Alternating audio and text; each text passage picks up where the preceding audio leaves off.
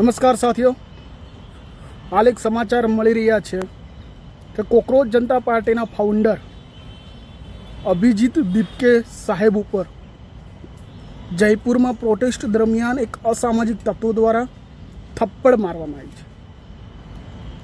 આ સમાચાર ખૂબ જ ચિંતિત, આઘાતજનક અને દુઃખજનક છે, કારણ કે અભિજીત દીપકે એક એજ્યુકેટેડ પર્સન છે જે પણ અમેરિકાની બોસ્ટન યુનિવર્સિટીમાં પોતાનો અભ્યાસ કરી રહ્યા છે।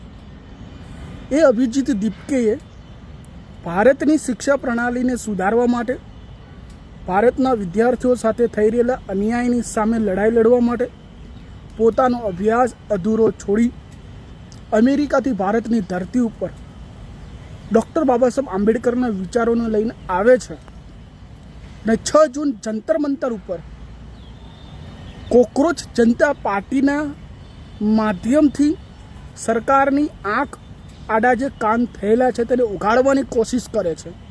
ને હાલમાં જે નીટ 2026નું જે પેપર લીક થયું છે તેના અનુસંધાને ભારતના શિક્ષા મંત્રી ધર્મેન્દ્ર પ્રધાનનું રાજીનામું માંગે છે।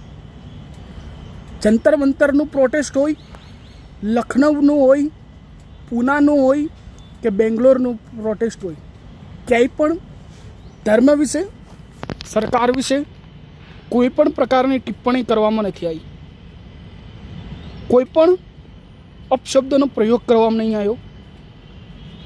અભિજીત દીપકેના કહ્યા મુજબ પીસફુલ પ્રોટેસ્ટ કરવામાં આવ્યું છે।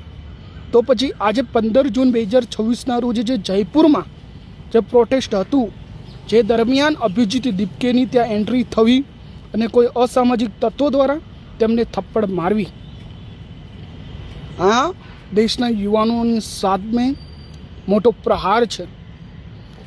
અમે માનીએ છીએ કે જે પણ હશે નાદાન હશે, અંધભક્ત હશે, જેણે દેશના યુવાનો સાથે, દેશના વિદ્યાર્થીઓ સાથે, દેશની અર્થવ્યવસ્થા સાથે કોઈ પણ પ્રકારની લેવા દેવા નથી, જે વ્યક્તિને ફક્ત રામ મંદિર, સનાતન ધર્મ અને હિન્દુ મુસ્લિમ લવ જેહાદ જેવા મુદ્દાઓની સિવાય જે વ્યક્તિઓ પાસે કંઈ ઓપ્શન નથી, કોઈ મુદ્દા નથી, તેઓને લાઇમલાઇટમાં આવવા માટે અભિજીત દીપકે જેવા હીરોને થપ્પડ મારવી પડે।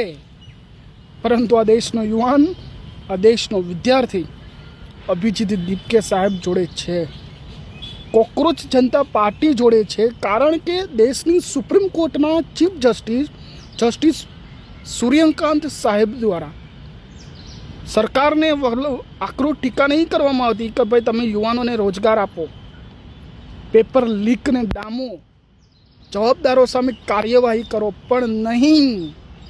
આપણા ચીફ જસ્ટિસ સાહેબ તો આ દેશના જે યુવાનો છે, જે ભણેલા ગણેલા છે, તેઓની સરખામણી કોકરોચ સાથે કરે છે।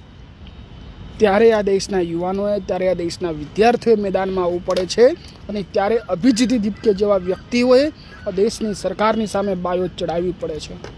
પણ અંધભક્તોને એટલું કહેવાનું કે તમે આમાં સફળ નહીં થાઓ। જો આવનારું ભવિષ્ય, જો ભારત દેશ માટે જો તમે સોનેરી તક જોવા માંગતા હોવ, ભારત દેશને વિકાસની ગતિએ સમૃદ્ધ જોવા માંગતા હોવ, તો દેશની અંદર સરદાર પટેલની જેમ અખંડિતતા લાવવી પડશે। દેશની અંદર ભગતજી જેવા ક્રાંતિકારીઓનો જન્મ થવો જોઈશે।